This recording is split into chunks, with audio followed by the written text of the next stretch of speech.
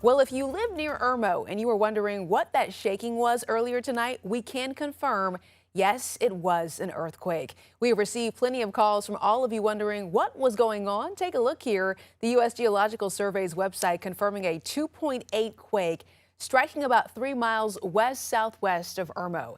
That is right near Lake Murray and really not too far from North Lake Drive.